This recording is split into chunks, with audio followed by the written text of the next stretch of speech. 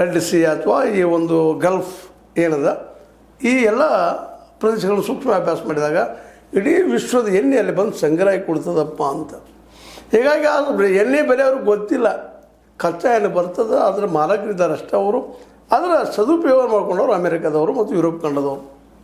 ಅಲ್ಲಿ ರಿಫೈನರಿ ಮಾಡಿ ಮತ್ತೇನೋ ಮಾಡಿ ಶುದ್ಧ ಮಾಡ್ತೀವಪ್ಪ, ನಾವು ಹಾಗೆ ಮಾಡ್ತೀವಿ, ನಿಮ್ಗೆ ಇಟ್ಟುಕೊಳ್ತೀವಿ, ನಾವು ಜ್ಞಾನಿ ಇದ್ದೀವಿ, ಬುದ್ಧಿವಂತರಿದ್ದೀವಿ, ಸೈಂಟಿಸ್ಟ್ ಇದ್ದೀವಿ ಅಂತೇಳಿ ನಿಮ್ಮನ್ನು ಎಲ್ಲ ದಾಳಿಗಳನ್ನು ರಕ್ಷಣೆ ಮಾಡ್ತೀವಿ ಅಂತೇಳಿ ಅವ್ರ ಭ್ರಮೆಗಳನ್ನು ಮೂಡಿಸಿ ತಮ್ಮ ಬ್ಯಾಂಕ್ಗಳನ್ನು, ತಮ್ಮ ಇಂಡಸ್ಟ್ರಿಗಳನ್ನು, ತಮ್ಮೆಲ್ಲ ಜಗದೆಲ್ಲ ದುಡ್ಡು ಮಾಡೋ ದಂಧೆಗಳನ್ನು ಈ ಮಧ್ಯ ಏಷ್ಯಾದಲ್ಲಿ ಯುರೋಪ್ ಮತ್ತು ಅಮೇರಿಕಾ ದೇಶವು ತುರ್ಕಿ ತಮ್ಮ ಆರಾಮ್ ಜೀವನ.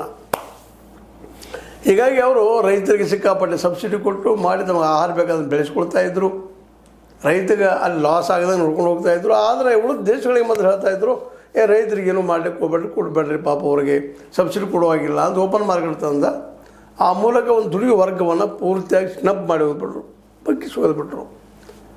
ಇವತ್ತು ಅಮೇರಿಕಾಗ ಅದರ ಅಂದಾಜು ಆಗಲಿಕ್ಕಂತಂದರೆ, ಯಾಕಂದ್ರೆ ದುಡ್ಡು ಸಹಜವಾಗಿ ಬರ್ತಿತ್ತು, ಹೋಗ್ತಿತ್ತು.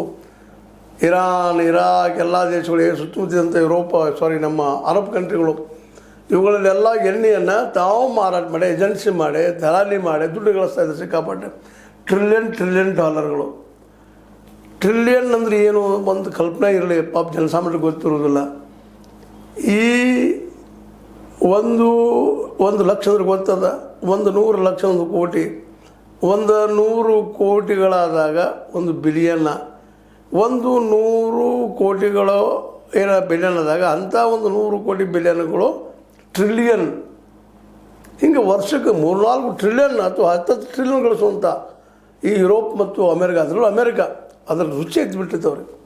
ಹುಲಿಗೆ ಮನುಷ್ಯ